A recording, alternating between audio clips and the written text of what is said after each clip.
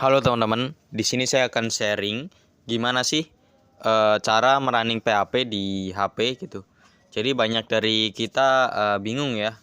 Bahkan saya dulu juga bingung. Saya mau belajar PHP di HP tapi saya nggak tahu harus gimana, kan nggak ada web servernya ya. Gitu. Jadi saya ternyata sudah menemukan. Jadi di sini saya memakai yang namanya web server untuk web servernya ya. Jadi di sini juga ada phpMyAdmin. Terus juga kita butuh text editor juga. Jadi text editornya saya pakainya Acode ini ya. Saya akan coba taruh di sini semua. Nah, kita butuh kedua alat ini. Kenapa saya pilih web server untuk web servernya? Karena di web server ini gratis ya. Jadi saya pakai yang web server karena gratis. Terus yang ketiga kita butuh web browser. Saya pakai Google Chrome karena Google Chrome ini populer ya. Jadi sebelum kita mulai saya akan buka satu persatu dan demokan dulu ya. Nanti ada cara yang lebih mudah untuk mengakses si PHP ini. Jadi seperti ini. Sebentar ya. Saya juga akan jalankan web servernya. Nah, di sini sebelumnya kita akan buka file manager ya. Saya akan taruh file manager di sini. Saya akan buka dulu karena ini nanti yang akan dijadikan folder htdocs-nya. Saya akan bikin folder baru di sini ya. Saya akan bikin folder belajar PHP. Oke, saya enter. Telah ada berkas ini. Saya akan coba bikin folder A aja deh. AAA. Jadi akan di atas sini ya, kosong foldernya. Setelah saya sudah buat, saya akan coba buka di web servernya. Saya akan select. Nah, ini dokumen root ini dimana kita akan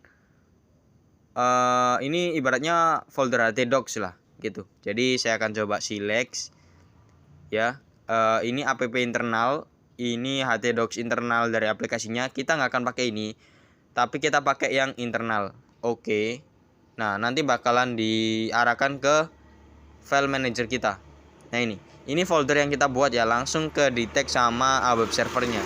Saya akan coba klik ini, lalu pilih select. Nah, SD card AAA. Ini adalah folder htdocs kita. Nah, kalau di laptop atau komputer itu kan kita harus masuk ke folder htdocs ya. Nah, kalau di HP ini agak lain. Jadi kita bikin folder sendiri, kita bisa tentukan folder htdocs itu sendiri. Nah, setelah diganti foldernya, kita langsung aja klik start. Nah, karena kok ribet banget, talengan notifikasi. Nah, setelah di start, karena kita menggunakan text editor lain ya, jadi ini portnya. Kita bisa klik untuk masuk ke browser ya. Buka di browser Google Chrome. Nah, sudah. Ini nggak ada apa-apa ya, karena kita belum bikin apa-apa. Sekarang kita masuk ke text editor. Oke. Saya akan coba ini saya close. Oke, buka folder patch. Oke. Saya akan cari, nah ini yang AAA. Saya akan klik. Nah, ini. Sudah ya, folder AA sudah terbuat. Saya akan bikin file baru namanya, saya akan namain dengan index.php. Oke, saya akan coba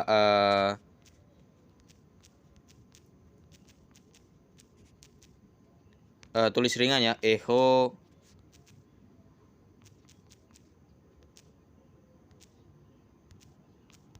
PHP berhasil. Saya akan coba running kayak gini aja. Saya tutup, terus saya simpan di folder yang AAA tadi ya.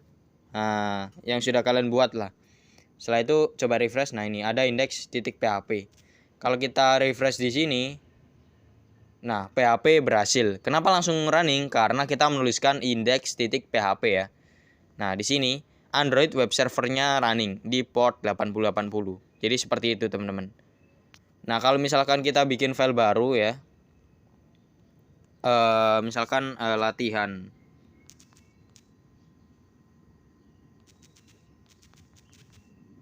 titik php. Saya akan echo aja sederhana ya. Oke ini. Oke, selesai. Saya akan save di AA ini. Oke, saya lupa belum nambahkan tag php. Oke, sudah selesai. Saya akan simpan. Oke, selesai. Saya akan refresh. Nah, udah ada ya. Saya akan refresh. Nah, karena ini ya kita di slash latihan titik php. Nah, ada ya. Oke gitu. Nah, ini cara untuk ribet. Kenapa ribet? Karena kita harus bolak-balik ke web browser terus text editor gitu. Lah kalau kita ingin belajar PHP aja sebenarnya nggak usah kayak gitu juga sih.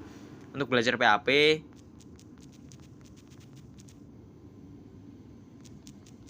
kita langsung aja di online ya. Kita pilih web browser terus